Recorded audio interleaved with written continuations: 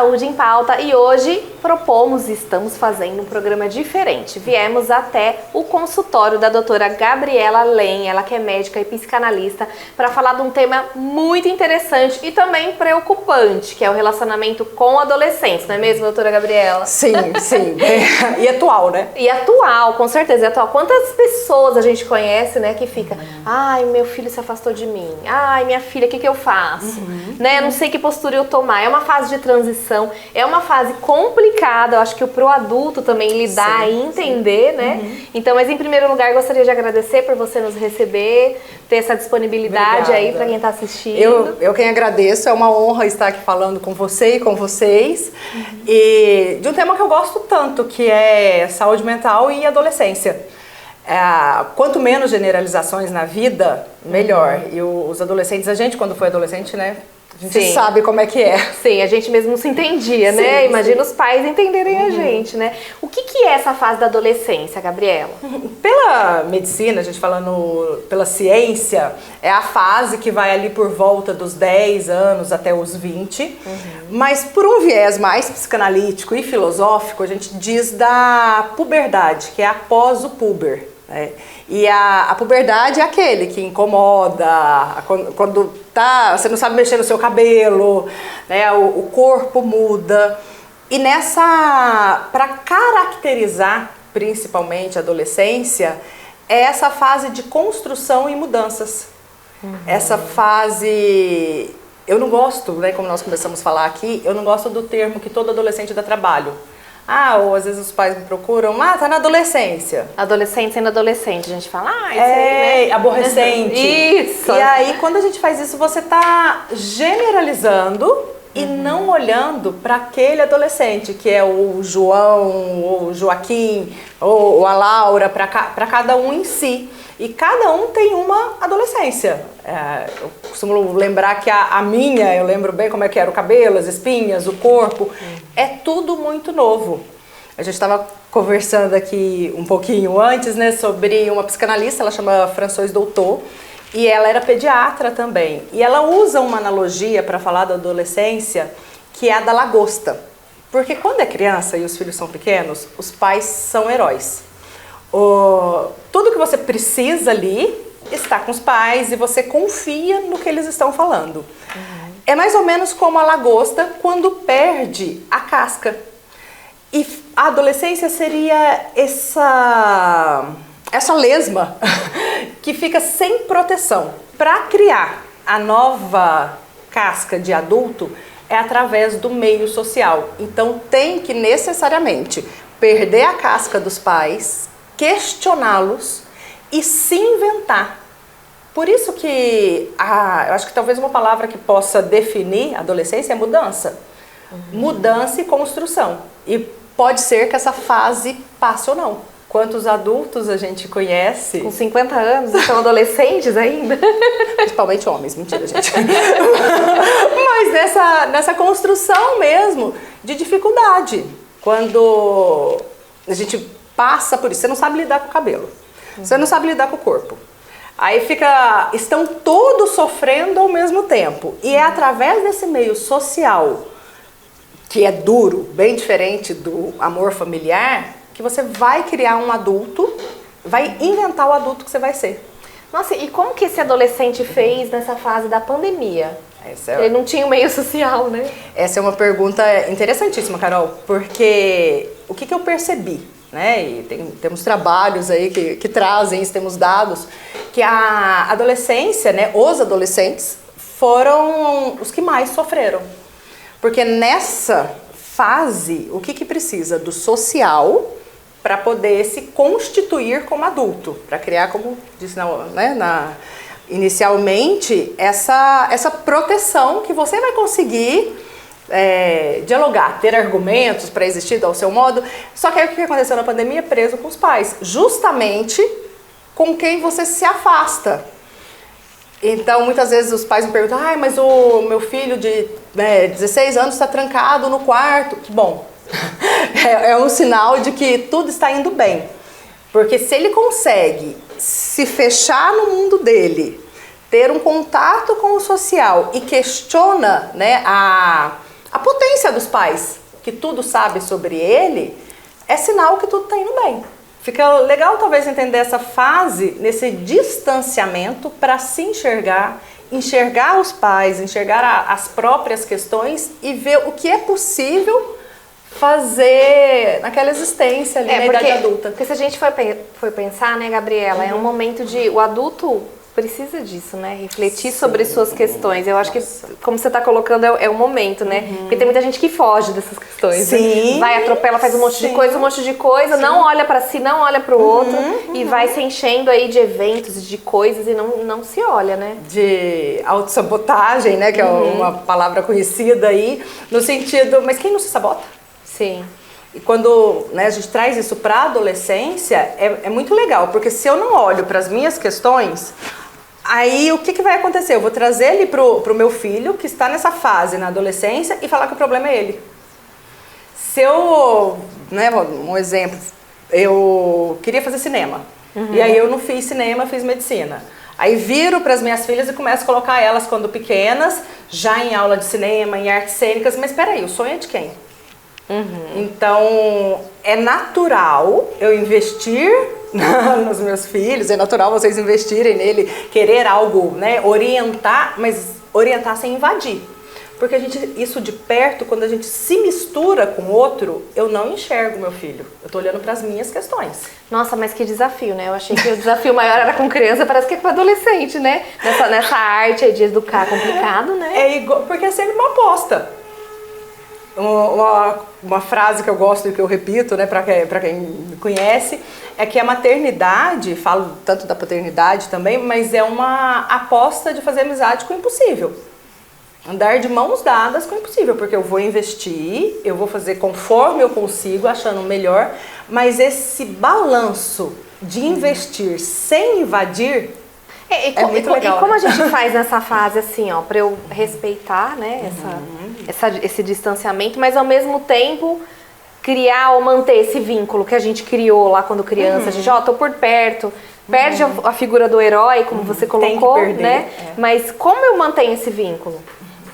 É difícil? E aí a pergunta é por que você quer esse vínculo, né? Entendo. Porque assim, mas é muito interessante, porque aí você vai me responder, não, provavelmente, né? Eu quero manter esse vínculo porque eu não quero que meu filho se perca nas drogas, arrume um relacionamento ruim, é isso. Então, consigo orientar e entender que minha mão não vai ter um alcance para a vida, porque a vontade mesmo, né, os pais, as mães, é o quê? Pegar o filho, colocar ali dentro de uma bolinha de vidro, colocar aqui, falar assim, ó, vai ficar aqui, tudo certo. Mas aí não tem vida. Aí não tem aposta que ele vai dar conta. E do jeito dele inventar. Então é um tema que eu gosto tanto, a adolescência, e eu gosto tanto de atender os adolescentes, porque, não sei se você lembra, mas é uma fase que a gente tem tanto vigor e causas né? Que talvez a gente pense assim, mas isso não é plausível. O adolescente, ele tem, se a gente pensa nas revoluções, nas guerras, quem que morre na guerra? Os jovens. Quem que tem, né? São as pessoas com essa coragem de acreditar na invenção. Então e aí eu posso não concordar com nada do que meu filho está fazendo, por exemplo, falei de guerra, e se ele está no exército, eu posso não concordar, mas eu tenho o direito de impedi-lo, ou impedi-la? Não. Tem um texto que eu gosto muito, chama A Mãe Desnecessária, sugiro a todos. Que fala que Já doeu o título. que se eu fiz uma boa maternidade, né, suficientemente boa, como dizia o Winnicott, que era um psicanalista e pediatra, eu tenho que me tornar desnecessária ao longo da vida do meu filho. Que é na concordância ou na discordância, saber que eu tô aqui como porto seguro. E vai inventar a sua história, vai conseguir, né, aí dentro das suas possibilidades, inventar o que for possível. Algo que me preocupa muito são os adolescentes, com essa fase do vigor, chegar aqui e falar pra mim que tá preocupado com mestrado e muito preso a padrões rígidos com dificuldade de existir. Olha só, falei muito, gente. Gente, esclareceu muita coisa. A gente vai continuar já daqui a pouco, tá? Vamos para um rápido intervalo, tá bom, Gabriela? A gente já volta. Não. Estamos de volta com Saúde em Pauta de hoje. O nosso tema é relacionamento com adolescentes. Entender o adolescente é um grande desafio, né? A gente tem que se entender também, na verdade, né? Quando a gente lida com o adolescente. A gente está conversando aqui com a doutora Gabriela Lem e o que a gente estava falando sobre adolescentes, né? Vamos lá. Então, a gente já concluiu aqui, já colocou algumas questões, né? Que o adolescente, ele precisa do espaço dele, né? Tem as questões que ele tá passando, todo mundo que já foi adolescente. E quando a gente coloca mais ingrediente aí no meio dessa história toda, né? A gente separa. Ou a gente muda esse adolescente de escola porque a gente acha que aquela escola não tá mais legal, enfim. A gente conduz por um outro caminho. E como passar essa adaptação, mais uma mudança grande aí nessa fase importante da adolescência. Tudo que a gente poderia investir nesse adolescente foi investido na infância no sentido de constituição. A infância ela é um território que vamos pisar nela pela vida toda. A adolescência, essa fase de transição, como eu disse, né, anteriormente, para a construção da vida adulta. Tem como parar as mudanças para esse adolescente? Ou, né, e aí eu vou colocar uma outra questão aqui que é importante a gente ventilar mesmo, Carol. Muitas vezes a gente escuta os pais falarem: eu não tomei tal decisão na vida pelos meus filhos e aí não investi na minha profissão pelas minhas filhas. Isso é um baita de um egoísmo e covardia, porque eu vou colocar nos meus filhos o peso da minha infelicidade. É mais importante que eu transmita aos meus filhos, né, infância ou adolescência, eu sustentar a minha vida, sustentar como eu consigo ser e a minha invenção. Então, voltando, né, essas mudanças, eu investi que vai dar conta. E se não der, eu tô aqui para apoiá-los. Mas essa vai mudar de escola. O diálogo é sempre uma possibilidade de construir laços. Tem uma dificuldade muito grande na adolescência com o social e como o outro enxerga e como ele se enxerga, essa aceitação social. Sendo que agradar o outro é da ordem do impossível. Quanto mais eu me afasto de mim para te agradar, mais eu fico sem o meu amor próprio e sem a sua admiração. Nossa. A adolescência é uma fase que eu fico muito preocupada em como os outros me enxergam. E por quê? Porque é uma fase que eu estou construindo como eu vou me enxergar ao longo da vida. Então, ainda é frágil. Né? Conforme vai tomando pancada, isso vai consolidando. Mas, então, apostar nas mudanças, olha, passou por isso, vamos supor uma separação dos pais. Quando o filho nasceu, os pais já estavam juntos, né? Então, o adolescente não tem nada a ver com isso. Essa separação dos pais tem que principalmente ser conversada que o adolescente ou a criança, em qualquer fase, não tem nada com isso. Criança principalmente se sente culpado. Essa mudança de escola, você quer mudar? Vamos conversar sobre o que é possível dentro da minha família, o que é possível para esse adolescente. Tô com medo de... Mas vai chegar uma hora que vai ter que mudar. Tem um filósofo grego antigo que ele dizia que a única constante da vida é a mudança. Olha, que é Efésio. Então, que a gente nunca entra na mesma água de um rio duas vezes. Até porque, enquanto eu estou indo para essa água, eu me transformei e a água correu. Como que eu queria realmente que não tivesse mudanças? Eu queria, talvez, ter um controle na minha vida e na vida dos meus filhos. Mas pensa no eletro. Qual que é o único lugar que não tem movimento na vida? O eletrocardiograma, que é o traçado do cardiológico. Quando não tem vida. Quando não tem vida. Ou então do mentiroso, né? Quem fala que tá... Esses dois lugares, onde quem tá morto. Então, como que eu vou impedir o meu filho dessas mudanças? A constante da vida é a mudança, é o movimento. Então, apoiá-los na concordância ou na discordância e dentro do que eu consigo Eu acho que é essa. É o desafio, né? É o desafio e é a constante, né? É a constante. Também é constante. A gente se pega mesmo. Quantas vezes a gente quer uma certeza? Eu vou fazer isso, essa receitinha, eu quero dicas que se eu plantar bananeira todo dia de manhã, agradecer ao sol, eu não vou sofrer à tarde. Não tem fórmula, né? Não tem. Eu queria que tivesse, tá, gente? Mas, mas não tem. Agora, como a gente pode identificar, assim, a gente ouve tantas histórias, né? Ah, aquele adolescente era quietinho, de repente a gente viu ele tava depressivo. Ah, ele é um ansioso. Ah, ele entrou na escola com uma arma, né? Tem várias histórias, né? É um tema atual, né? Tem alguma fórmula que a gente olha e fala assim, ah, eu acho que eu preciso procurar ajuda, ou tá um pouquinho fora, ou não? Não tem uma fórmula para todo mundo. Não tem dois adolescentes, que podem ser gêmeos, geneticamente idênticos, que sirva o mesmo modo de maternar ali, de relacionar com os dois. Mas é importante mesmo ter esse espaço para o diálogo, respeitar os limites desse adolescente, dessa pessoa, essa fase, né?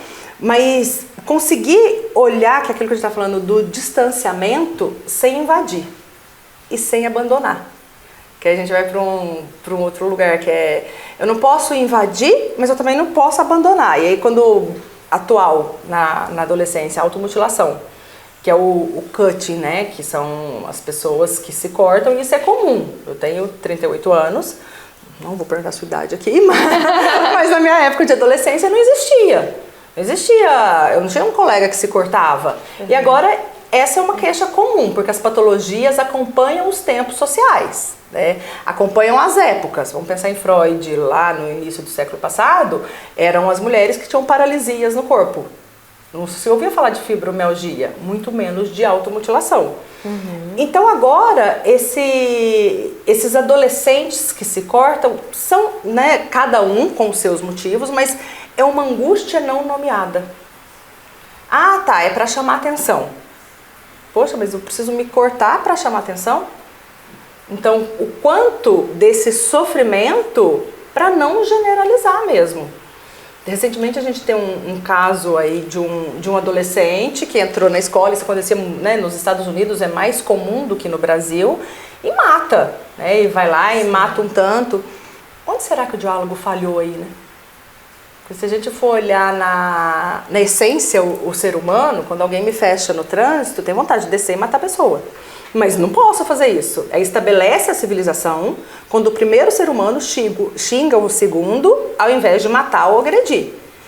Então, se esse adolescente chegou a esse ponto de fato, a essa ação, o que será que faltou, né? Não culpando os pais, mas assim, desse diálogo, desse espaço para frustrar, para ser quem é, para além da expectativa. E aí eu tô, né, falando num todo, cada caso é um caso. A adolescência é uma época, muitas vezes, que culmina assim, num surto psicótico, pensando numa esquizofrenia. Teve um tempo atrás a baleia azul, que era isso do suicídio. O espaço para poder dialogar e esse filho poder me frustrar e ele poder falar isso é o que realmente vai possibilitar eu ficar atenta às mudanças. E não falar assim, ah, mas ele tá, ou ela tá trancando o quarto. Que bom que tá se trancando no quarto, quer dizer que eu não tô invadindo. Que bom que tá tentando criar. Eu falei pra Carol aqui no início que a maternidade, criar filhos, é a única relação, que se tudo der certo, vai terminar em separação. Só que para eu suportar isso, como é que eu vou fazer? Eu também não posso me abandonar, né? É isso. Nossa, isso que você falou é muito legal. Para eu suportar que um filho me fale que não gosta de mim, e na adolescência eles têm vergonha da gente, tá, gente? Porque é suportar essa fase. Não quer dizer que não vai gostar nunca, ou pode até mais pra frente, enfim. Mas suportar a alteridade, suportar a diferença, respeito. E aí, com isso, você consegue ficar atento para as mudanças, que é diferente de paralisar.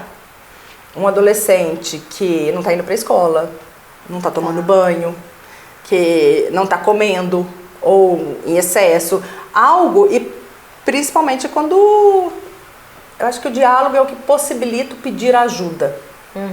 Então, Aí o espaço. você tá próximo. Você respeita o espaço, mas ao mesmo tempo está próximo, Isso, né? isso. Que é aquilo, né? Olha, eu tô aqui, viu? A hora que você quiser, eu tô aqui, né? Isso, na concordância ou na discordância. Sim, porque às vezes o adulto também fica carente, né? Fala, ai, filho, você não me dá mais atenção, né? Ainda bem. E aí sufoca, né? Então. É um desafio. Sim, E o que é o oposto disso? A gente apostar também nessa invenção, nesse movimento de circular pelas nossas partes. Por exemplo, posso falar como mãe da minha vida profissional, da minha maternidade, né? Dos meus afetos, e não culpabilizar os filhos. Poxa, você vai me deixar sozinha agora e vai sair com a tua namorada e eu vou ficar aqui. Nossa, mas eu investi minha vida inteira em você e você vai fazer isso comigo? Isso é hipocrisia, tá, gente? E egoísmo com esse sujeito que tá se inventando. Não aceitem. Gostaria que você deixasse uma mensagem final aí para os pais que estão passando por esse desafio, para os cuidadores, né? Estão passando por esse desafio, às vezes não entendem, às vezes se sentem, né, rejeitados e tal. E não é isso, né? Que recado você deixaria pra gente fechar o programa de hoje? Vamos para análise. Mas principalmente respeito, como a primeira regra da vida em qualquer relação. O respeito, que cada um pode se inventar na alteridade, na subjetividade, né, dentro das suas possibilidades, mas principalmente não se culpem além da conta. Você fez o que você pôde e isso também te traz limites para não trazer justamente isso que eu falei, do sufocar. Nossa, mas aí você vai fazer isso que vai, se tudo der certo, você vai ficar livre de mim, vai se inventar e eu tô aqui.